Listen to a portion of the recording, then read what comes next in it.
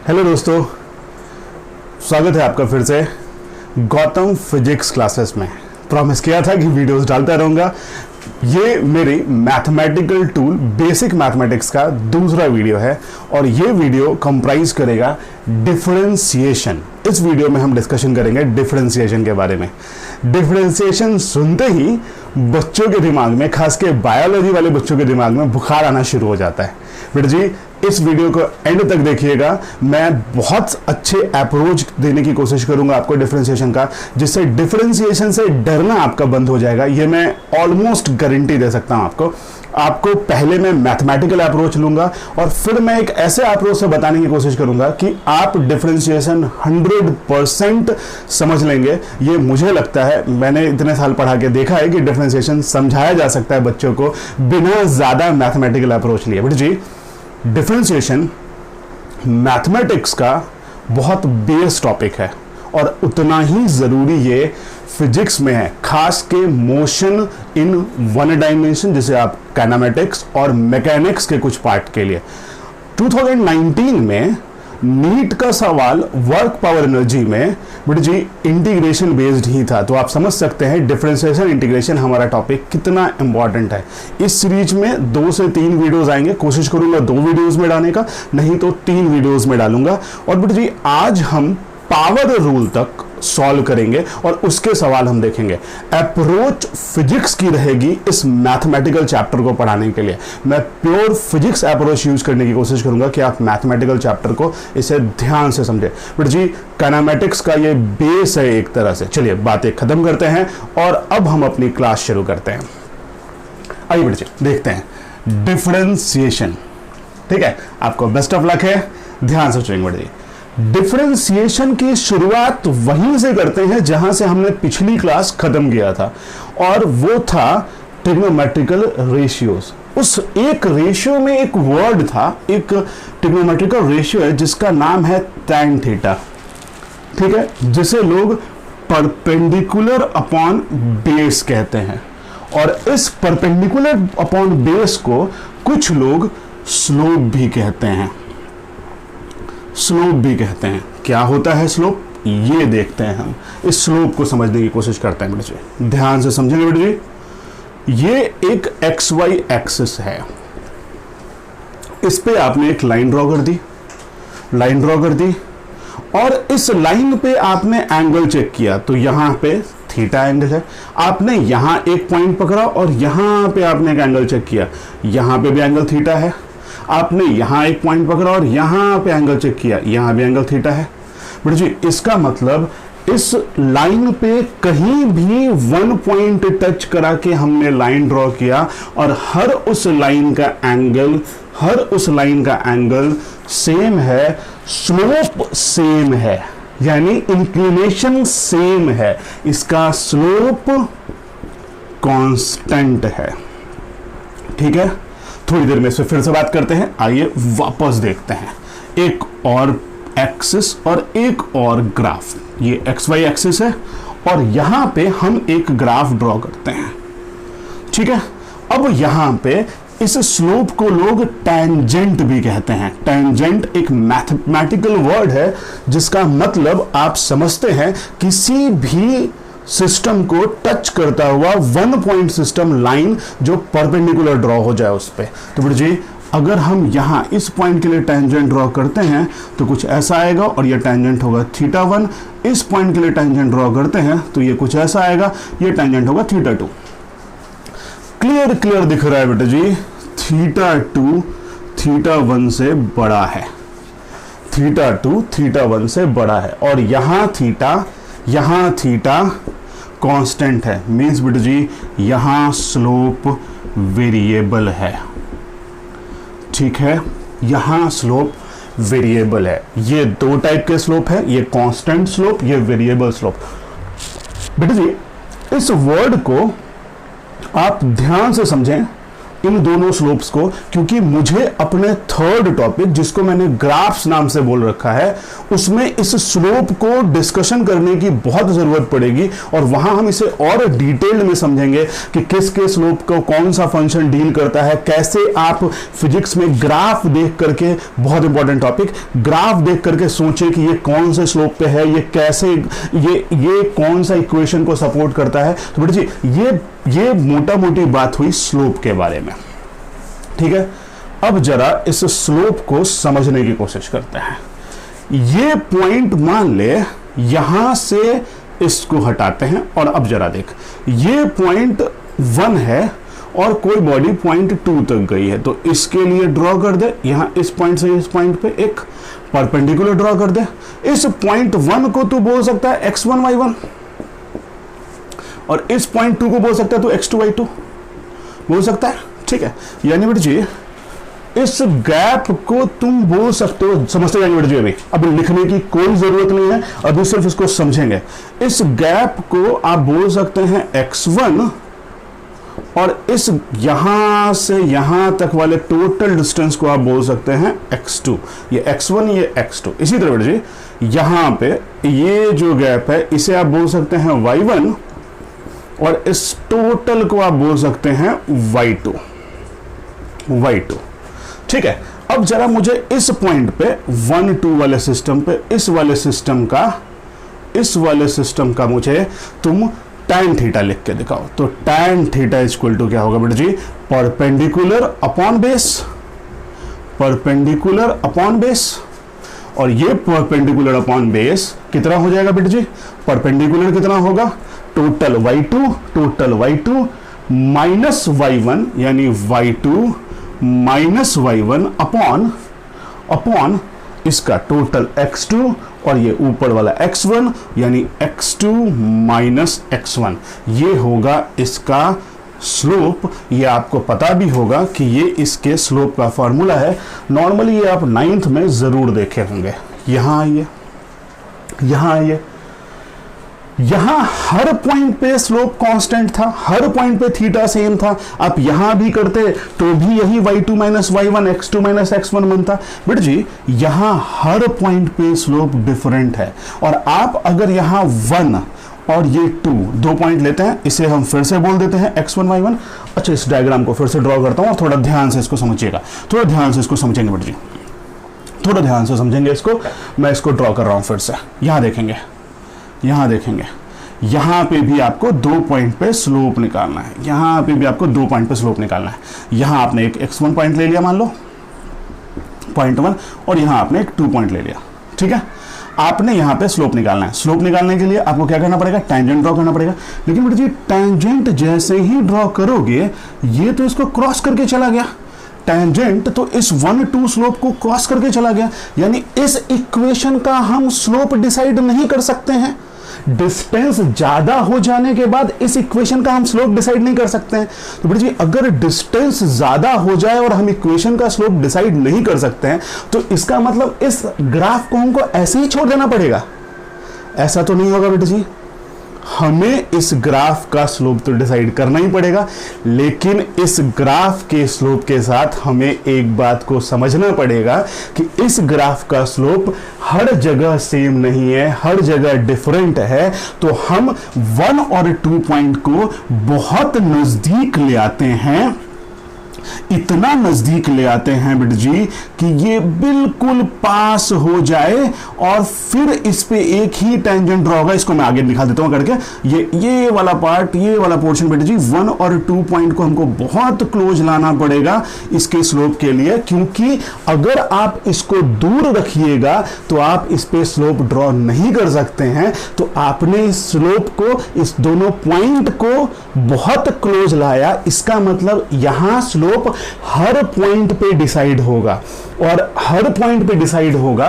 तो मैंने इस छोटे से इस छोटे से सिस्टम जहां ये 1 है और ये 2 है, जिसको आप एकदम नजदीक समझिए, उसको यहां बड़ा करके ड्रॉ किया, और जब उसको यहां बड़ा करके ड्रॉ किया तो ये बेटा जी ये हो जाएगा x2 और ये हो जाएगा x1, यहां से टोटल डिस्टेंस x2 हो जाएगा और यहां से यहां तक का डिस्टेंस x1 हो जाएगा। बेटा जी इस दोनों के बीच में बहुत कम गैप है, तो यहां मैं उसको लिखता हूं, यहां पे मैं लिखता हूं x2 माइनस x1, और ये वाला डिस्टेंस बेटा जी ये हो जाएगा, ये डिस्टेंस हो जाएगा पूरा y2 और ये छोटा वाला डिस्टेंस हो जाएगा y1। इतना नजदीक है बेटा जी कि आपको खुद भी यहां ध्यान से नहीं दिख रहा है, और ये हो जाएगा y2 माइनस y1। बेटा जी इतने नजदीक स्लोप का जब हम tan थीटा लिखते हैं, क्योंकि ऐसे ग्राफ का हम स्लोप डिसाइड नहीं कर सकते हैं, और इतने नजदीक स्लोप का जब हम tan थीटा लिखते हैं तो फिर हम करते हैं परपेंडिकुलर अपॉन बेस। लेकिन बेटा जी इस बार हम लिखते हैं y2 minus y1 upon x2 minus x1 फिर से। लेकिन बताओ बेटा जी क्या ये डिस्टेंस इतना ज्यादा है कि तुम y2 माइनस y1 पूरा लिख सको? ये इतना नजदीक है कि तुम y2 माइनस y1 तो लिख ही नहीं पा रहे हो, और जब तुम y2 माइनस y1 नहीं लिख पा रहे हो और ये डिस्टेंस तो है, ये तो अज्यूम करोगे ये दोनों बहुत नजदीक हैं।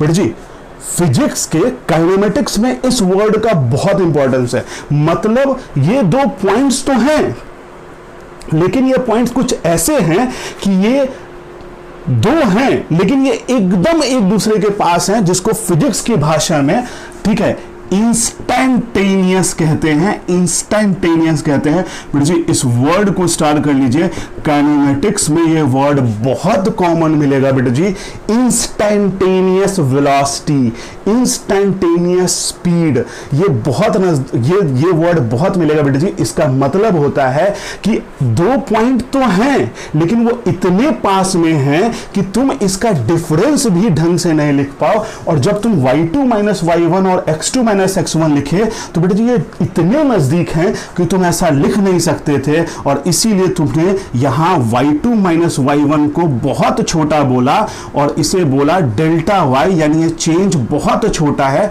बहुत स्मॉल को इंग्लिश में कहते हैं डेल्टा, डेल्टा मीन्स ही होता है स्मॉल, बहुत स्मॉल को इंग्लिश में कहते हैं डेल्टा, डेल्टा मीन्स होता है स्मॉल। तो बेटा जी ये चेंज इतना छोटा है जैसे तुम delta Y upon delta X लिखते हो, और बाद में इसे लोग डेल्टा को ही डी से लिखते हैं, D Y upon D X.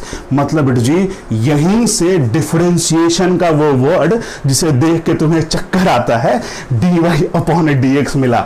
मतलब ये एक ऐसी जगह की बात कर रहा है जिसके अंदर स्पेस बहुत कम है, इतना कम है कि तुम उसको स्पेस भी मानते हो और उसमें तुम चल भी नहीं सकते हो। वही बेटा जी जिसे आप बोलते ना एट एन इंस्टेंट वो चेंज हो गया, वो बहुत जल्दी चेंज हो गया। उसने बोला तो था मुझे हाँ, उसने मुझे हाँ बोला था, और जैसे ही मैं उससे पैसे मांगने गया उसी इंस्टेंट चेंज हो गया, तू नहीं वापस दे पाएगा। बेटा जी आप सोच के घर से निकले थे कि वो तो दे देगा, और एट द इंस्टेंट वो पॉकेट से निकालता रहा पैसा, और तुरंत उसको याद आया, बोला उसने तू पैसे वापस नहीं दे पाएगा, मैं तेरे को पैसा नहीं दे रहा हूं। बेटा जी एग्जैक्टली फिजिक्स में इसे कहते हैं इंस्टैंटेनियस, ठीक है। और मैथ्स की भाषा में बेटा जी इसे कहते हैं डेल्टा, और डेल्टा मीन्स स्मॉल, और बेटा जी इसका मतलब ये हुआ slope of D Y, slope of Y and X, या स्लोप ऑफ दिस ग्राफ। और बेटा जी इसी स्लोप ऑफ दिस ग्राफ को ही हम कहते हैं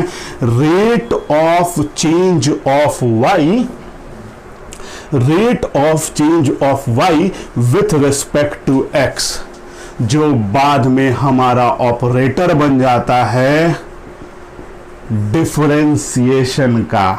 इसी को हम कह सकते हैं डिफरेंशिएशन। फिर सुनेंगे बेटा जी दूसरी तरह से इसको। बेटा जी डिफरेंशिएशन मतलब y डिवाइडेड बाई x है, लेकिन ये चेंज इतना छोटा है, ये चेंज इतना छोटा है कि इस चेंज को आप पूर्णतया यानी फुल डिवीजन ना देके स्मॉल डिवीजन देते हैं, बहुत क्लोज डिवीजन देते हैं। और बेटा जी इसी क्लोज डिवीजन को लोग बोलते हैं डिफरेंशिएशन। कुछ लोग डिफरेंशिएशन को डिवीजन भी सोचते हैं, खास के बायोलॉजी वाले बच्चे। बेटा जी आप बिल्कुल इसको ऐसा ही समझिए, ये स्लोप की कहानी आपके लिए किसी काम की नहीं थी, ठीक है। मैं बस समझा रहा था बेटा जी। इसी स्लोप को हम फिजिक्स में इंस्टेंटेनियस भी बोलते हैं बेटा जी।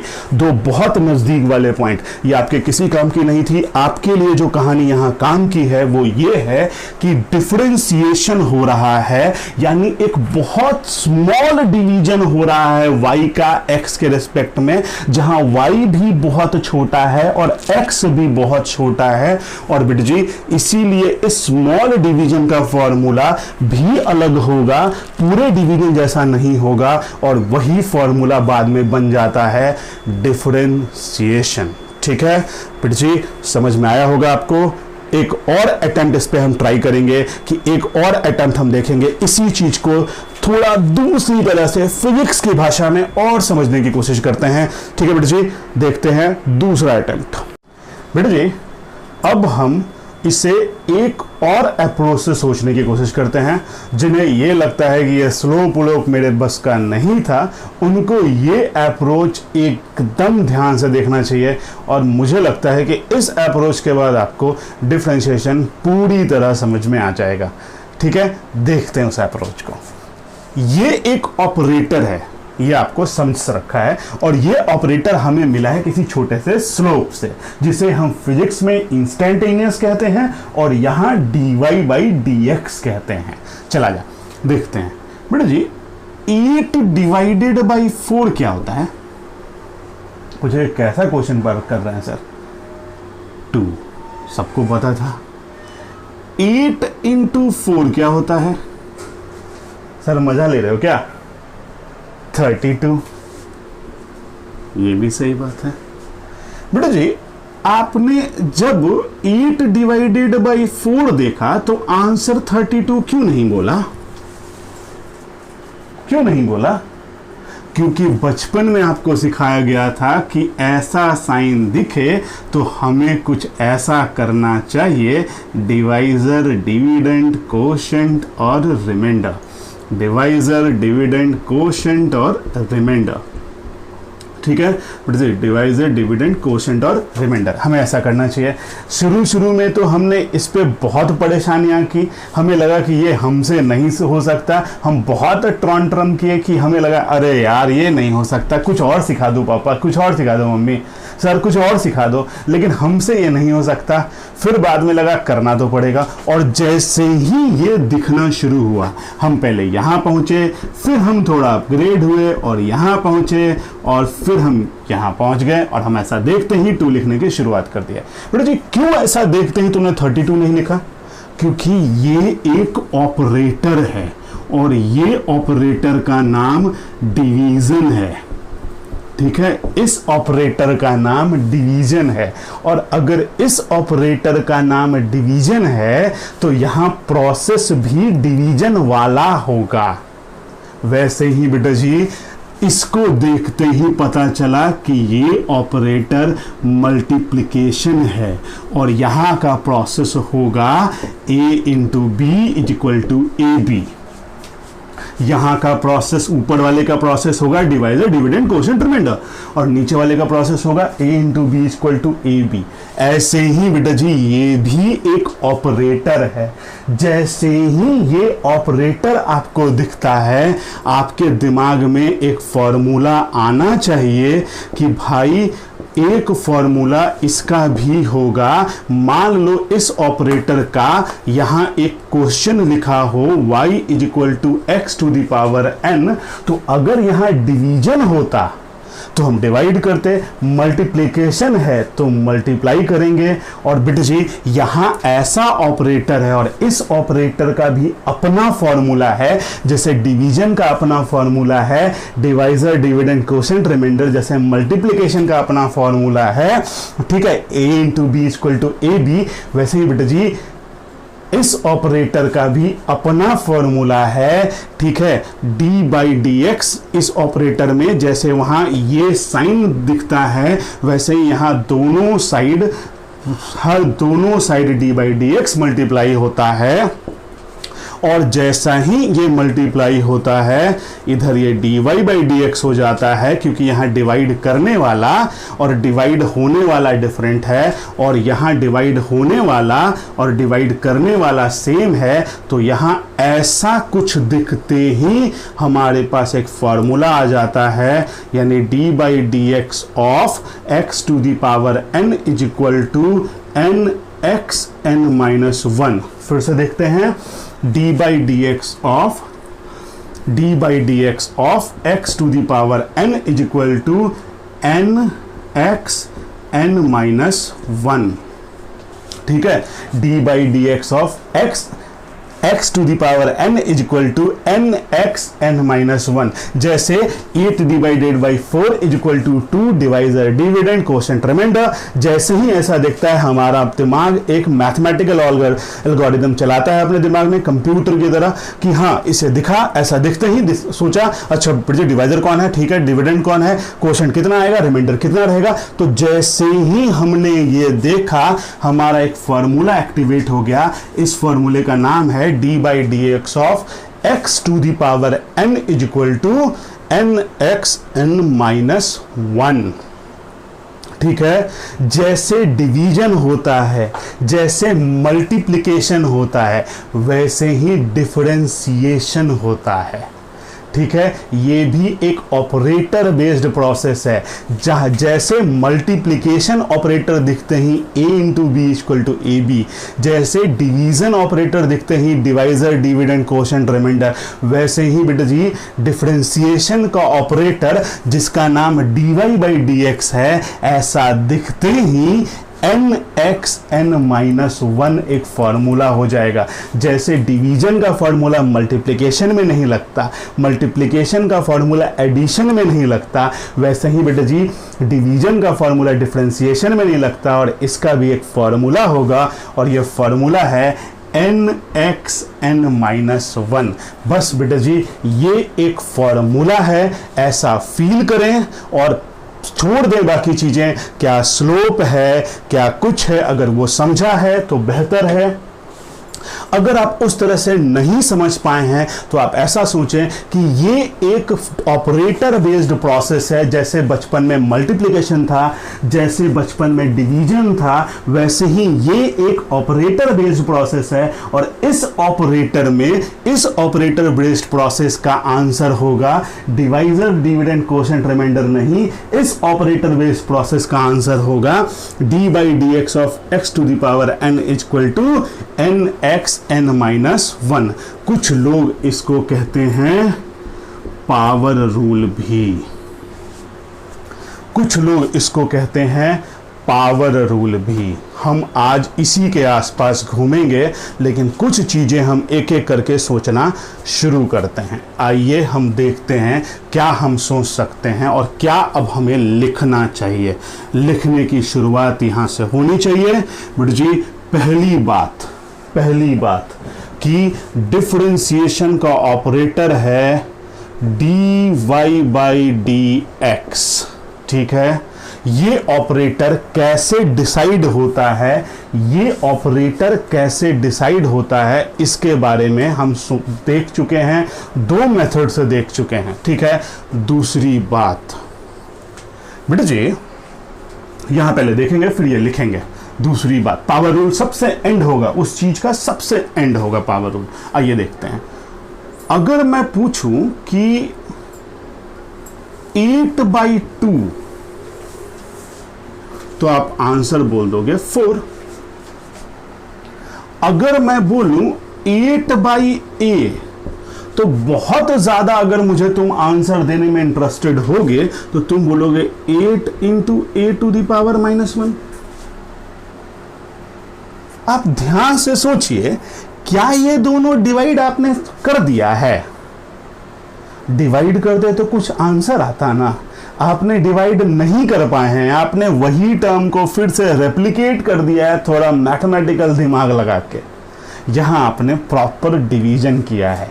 ऐसा कैसे हुआ है बेटा जी? क्योंकि ऊपर भी कांस्टेंट था और नीचे भी कांस्टेंट है, यानी बेटा जी। और यहाँ क्यों नहीं हुआ डिवाइड? क्योंकि ऊपर एक कांस्टेंट था और नीचे एक वेरिएबल है। वेरिएबल आप समझते हैं, A B C X Y Z, X X ray वाला एक्स, तो बेटा ये सब वेरिएबल्स हैं। तो बेटा जी कांस्टेंट बाय वेरिएबल हम नहीं कर पाए। हम अगर कर पाते तो कांस्टेंट बाय कांस्टेंट को डिवाइड कर पाते या वेरिएबल बाय वेरिएबल को डिवाइड कर पाते, ठीक है। वो भी अगर सेम नेचर के वेरिएबल रहते तो बच्चा बोलेगा सर बी क्यू अपॉन ए क्यू, ये कहाँ डिवाइड कर पा रहे हैं सर, हम इसको डिवाइड कहाँ कर पाए? बेटा जी वेरिएबल के साथ दो चीजें हैं, सेम नेचर का भी होना चाहिए डिवाइड होने के लिए। मतलब कांस्टेंट बाय कांस्टेंट और वेरिएबल बाय वेरिएबल ही हो सकता है डिवीजन, समझ रहे हैं? तो ऐसा ही डिफरेंशिएशन सिर्फ वेरिएबल्स का होता है। डिफरेंशिएशन सिर्फ वेरिएबल का होता है। यानी सेकंड पॉइंट जो हमें लिखना चाहिए कि पहला पॉइंट इसका ऑपरेटर होता है dy बाई डी एक्स, यानी small y by small x। और बेटे जी दूसरी बात, डिफरेंशिएशन सिर्फ वेरिएबल का होता है, यानी डिफरेंशिएशन और इंटीग्रेशन भी। यहाँ पे मैं बोल दूं, दो बार नोट लिखने की जरूरत नहीं पड़ेगी, मैं यहीं पे दोनों एक साथ बोल दूं, differentiation and integration is done for variable only, variable only, ठीक है। यानी बेटा जी डिफरेंशिएशन और इंटीग्रेशन वेरिएबल का होता है, ठीक है। कांस्टेंट का डिफरेंशिएशन नहीं हो पाता है। अगर हम करने की कोशिश करेंगे तो हमारे साथ क्या होगा वो हम इस वीडियो में देखेंगे, आज ही देख पाएंगे शायद उसको, और फिर सवाल की प्रैक्टिस भी करेंगे। आइए बेटा जी आगे बढ़ते हैं। तो वेरिएबल का होता है, ये समझ गया। और देखते हैं, अब एक सवाल देखते हैं, y is equal to X square. जरा ध्यान से देख, y is equal to X square, ठीक है। यहां दो वेरिएबल है, एक LHS में है, लेफ्ट हैंड साइड में है, और एक राइट हैंड साइड में है। अगर तुम x की वैल्यू 1 डालोगे तो y की वैल्यू क्या हो जाएगी बेटा जी? 1 का स्क्वायर बोले तो 1, x इक्वल टू 1 पे। अगर तुम x की वैल्यू 2 डालोगे, x की वैल्यू तुम 2 डाले, x इक्वल टू 2 डाले तो x square equal to 2 square, यानी 4 हो जाएगा बेटा जी, 2 स्क्वायर 4 हो जाएगा।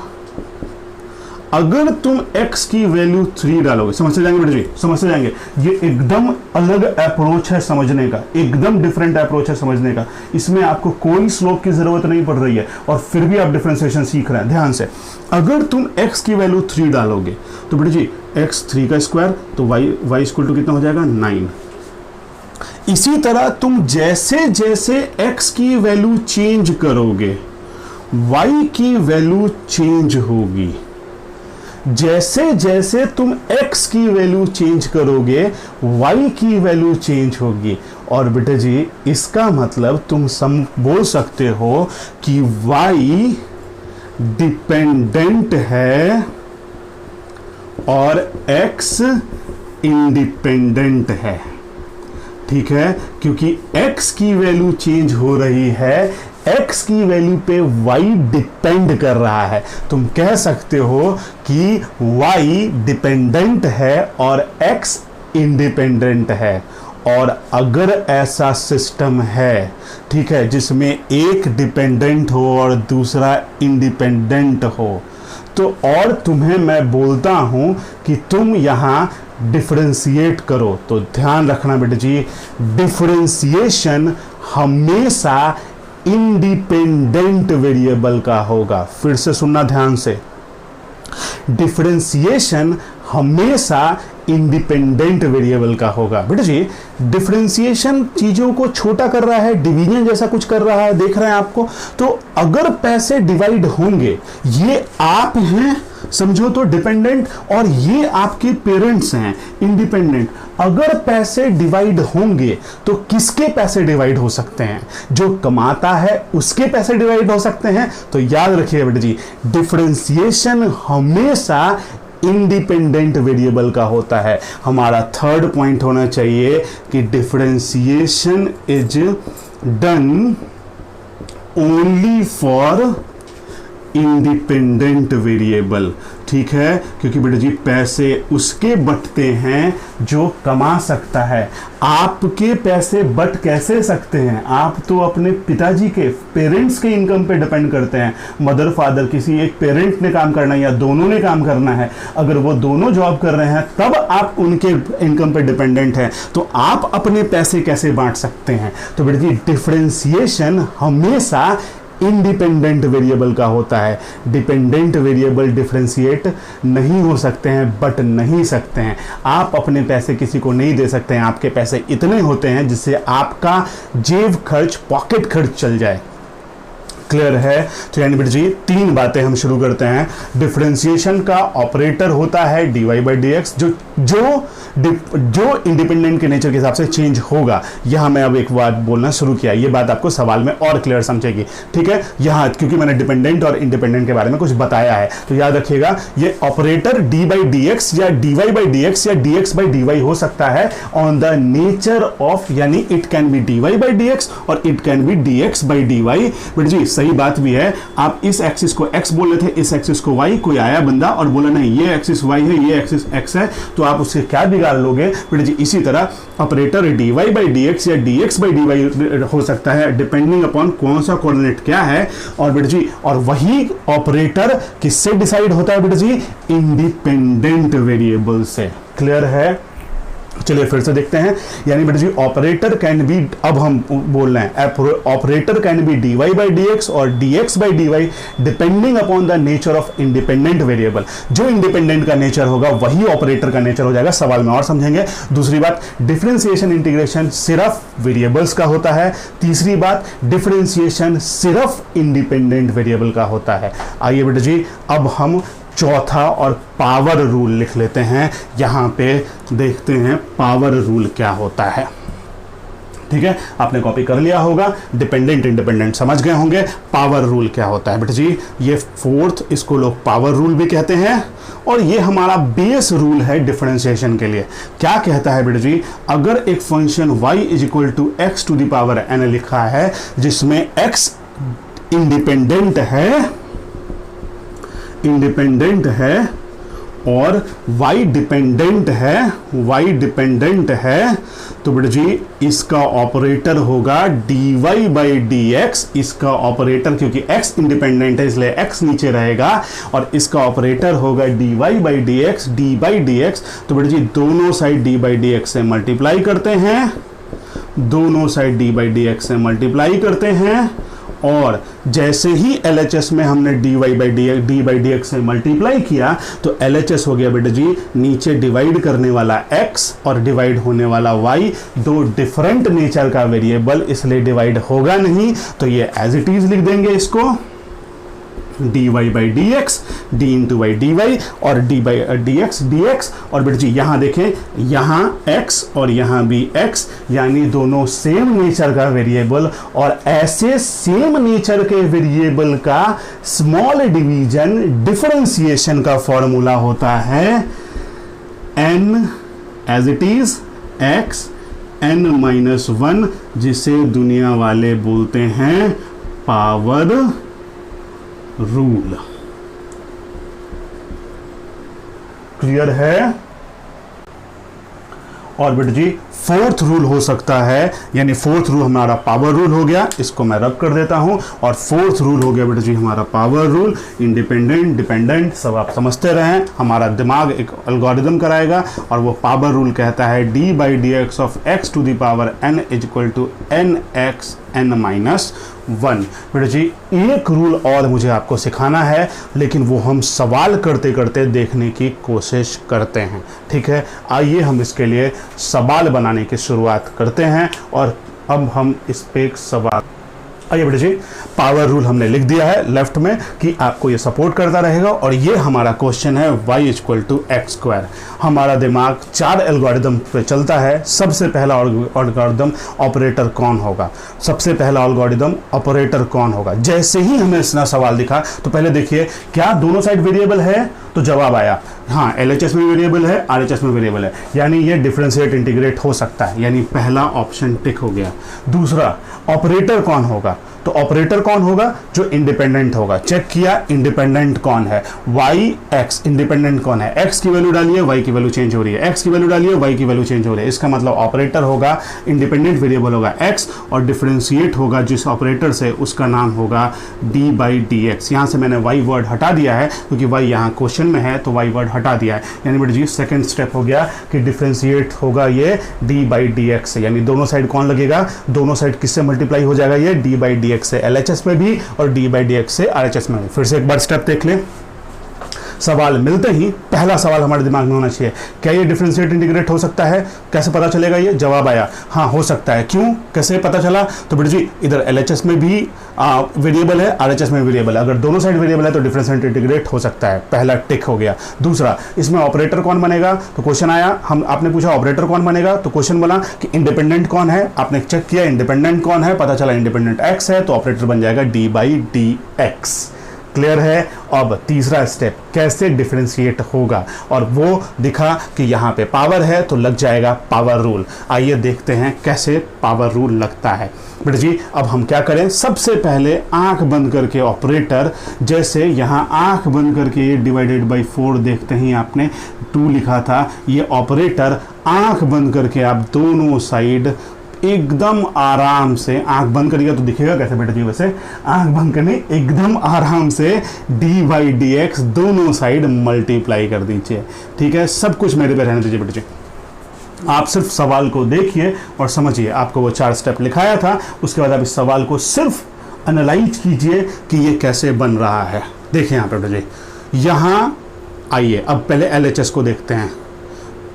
नीचे डिवाइड करने वाला x है और डिवाइड होने वाला, अभी आप डिवाइड समझिए इसको, आप अभी इसको डिवाइड समझिए। जिनको लगता है कि डिफरेंशिएशन हो रहा है वो बहुत बेहतर इंसान है, और जिनको लग रहा है कि डिफरेंशिएशन नहीं समझ रहा है तो आप समझिए डिवाइड होने वाला। आप डिवाइड समझते हैं ना बेटा जी, अभी बाद में इस डिवीजन से वर्ड चेंज करते हुए मैं डिफरेंशिएट कर दूंगा, और आप बिलीव कीजिए आप भी अपने आप को चेंज करते करते डिफरेंशिएट कर देंगे।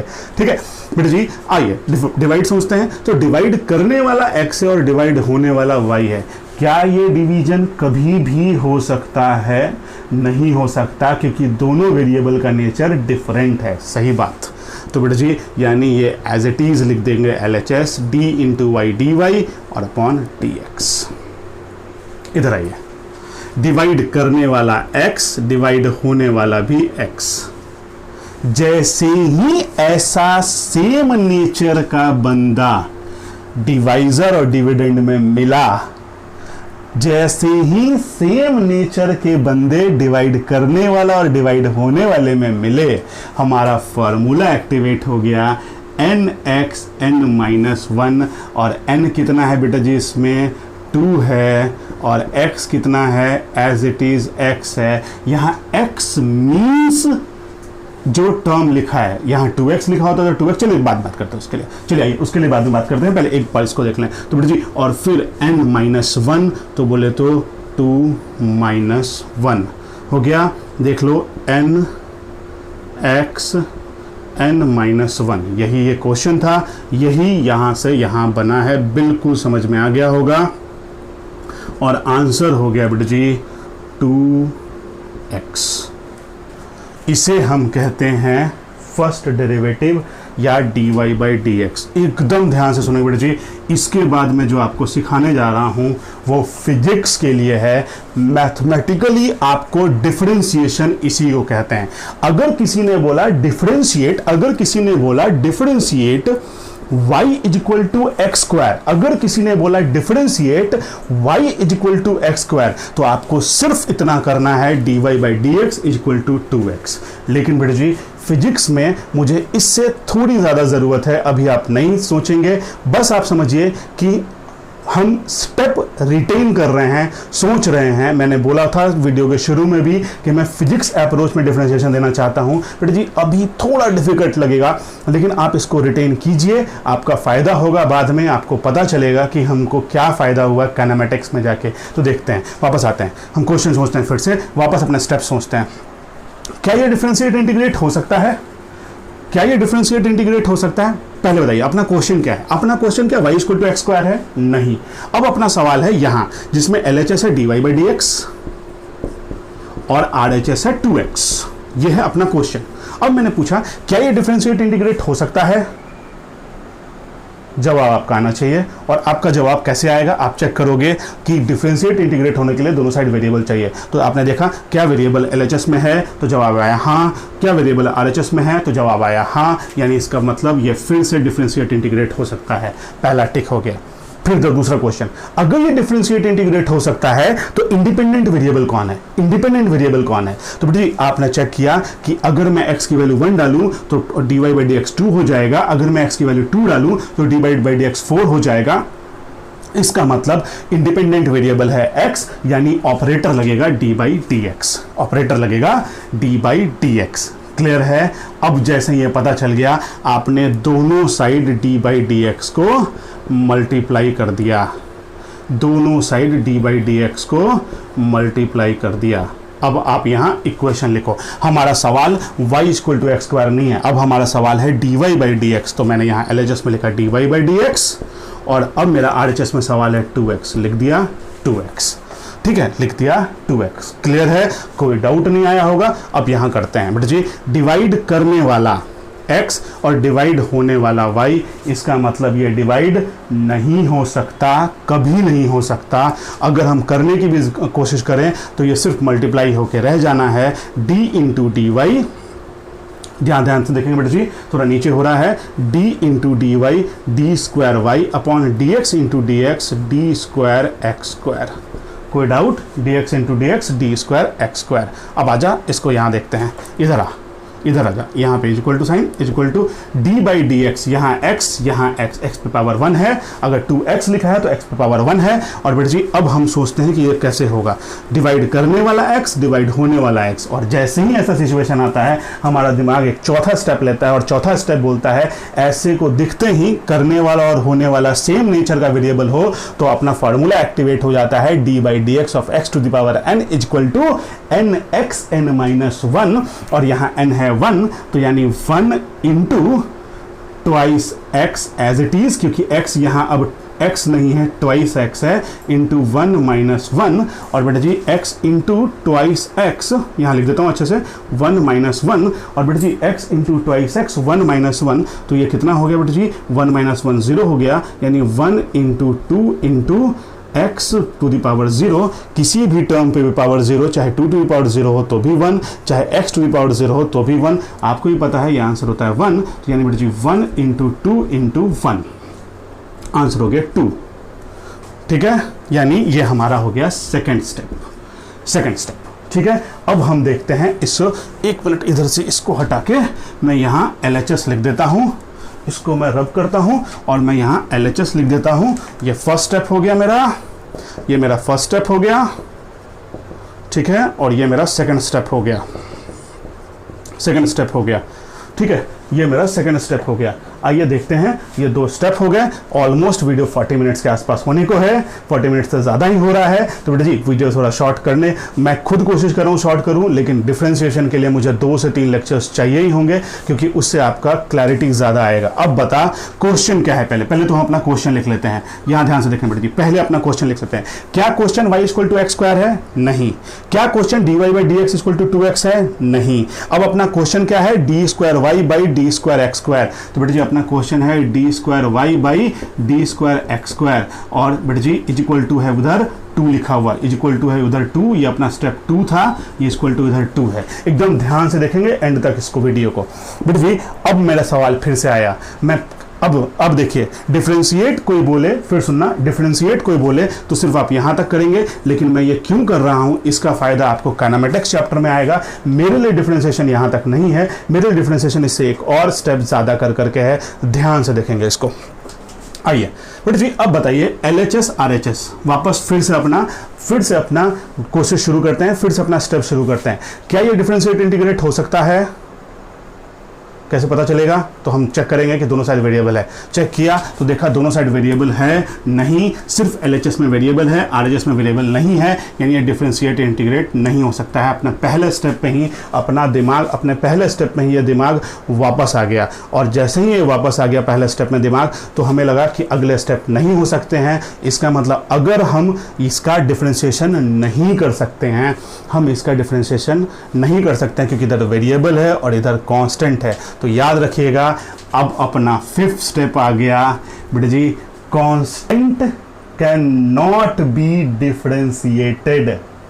और अगर आप उसे डिफरेंशिएट करने जाएंगे तो बेटा जी कांस्टेंट का डिफरेंशिएशन होता है 0। लिख लें, कांस्टेंट कांट बी डिफरेंशिएटेड। ठीक है, कांस्टेंट का डिफरेंशिएशन नहीं होता है।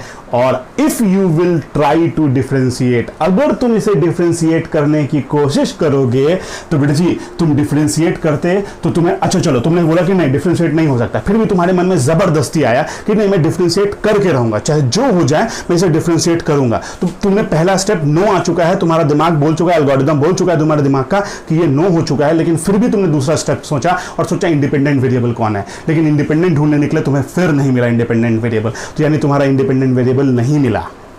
फिर भी तुमने सोचा कि पहले मेरा इंडिपेंडेंट वेरिएबल हर बार d/dx था, तो मैंने जबरदस्ती दोनों साइड d/dx मल्टीप्लाई कर देना है। ये सब जबरदस्ती हो रहा है बेटा जी।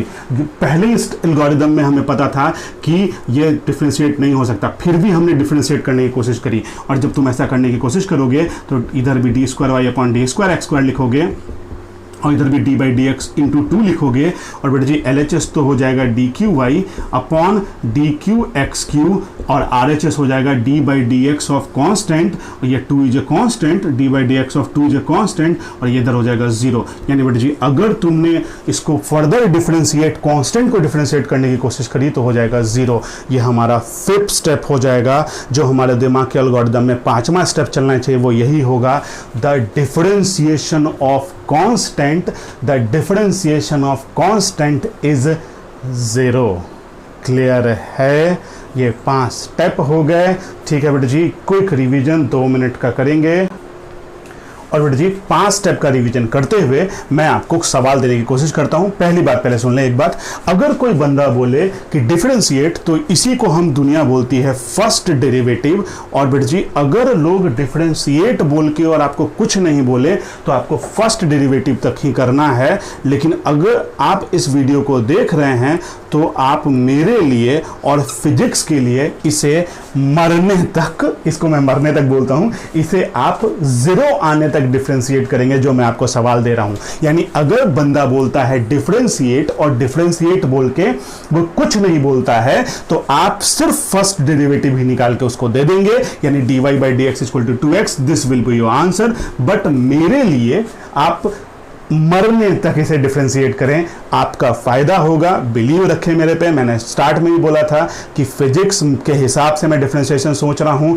थोड़ा टफ अभी लग रहा है बेटा जी, लेकिन अगर हम टफ अभी रहेंगे तो हम आगे बहुत आसान हो जाएंगे। तो 3 मिनट में मैं ये पावर रूल खत्म करता हूं। नेक्स्ट क्लास में और रूल्स पे बात करनी है, तो पहले मैं 1 2 3 सवाल देता हूं, याद करा देता हूं। इसको लोग बोलते हैं फर्स्ट डेरिवेटिव, इसको लोग बोलते हैं सेकंड डेरिवेटिव क्योंकि सेकंड स्टेप था, सेकंड डेरिवेटिव।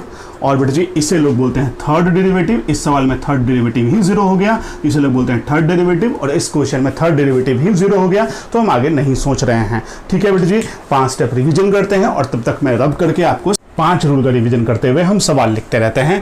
पहला रूल कहता है कि डिफरेंशिएशन इंटीग्रेशन सिर्फ वेरिएबल्स का हो सकता है। दूसरा रूल कहता है कि डिफरेंशिएशन इंटीग्रेशन, ठीक है, डिफरेंशिएशन सिर्फ इंडिपेंडेंट वेरिएबल का होता है। तीसरा रूल कहता है कि ऑपरेटर इंडिपेंडेंट वेरिएबल का होता है, जिस हिसाब से इंडिपेंडेंट वेरिएबल ही ऑपरेटर डिसाइड करके देता है। फोर्थ रूल कहता है कि डिफरेंशिएशन का power rule d/dx of x to the power n = nxn-1। और फिफ्थ रूल कहता है, जो आखिरी में सीखा, डिफरेंशिएशन ऑफ कांस्टेंट = 0। और मैंने आपको यहाँ 3 सवाल दिए हैं, इसमें आपको इस सवाल को सिर्फ डिफरेंशिएट करना है, सिर्फ डिफरेंशिएट करना है। मतलब आप समझते हैं, यानी सिर्फ एक स्टेप तक करना है, फर्स्ट डेरिवेटिव निकाल के दे देना है हमको। बाकी इन दोनों सवाल को मेरी लैंग्वेज में मरने तक सॉल्व करके देना है बेटा जी। बाद में आपको पता चलेगा इसका फायदा क्या है। हम नेक्स्ट क्लास में इसके और रूल्स, जो पावर रूल्स के अलावा हैं, वो सीखेंगे। हमने वैसे मेन डिफरेंशिएशन को समझ लिया है, अब हमें सिर्फ डिवीजन, प्रोडक्ट और चेन रूल सीखने की जरूरत है। शायद एक इतना बड़ा वीडियो बनेगा और थोड़ा लंबा वीडियो है जरूर, लेकिन आपके लिए बहुत इंफॉर्मेटिव है। इस वीडियो को एंड तक देखें, अच्छा लगे तो चैनल सब्सक्राइब करें और मैं फिर से आपके लिए वीडियो डालूंगा अगली नेक्स्ट डिफरेंशिएशन के साइकिल के लिए।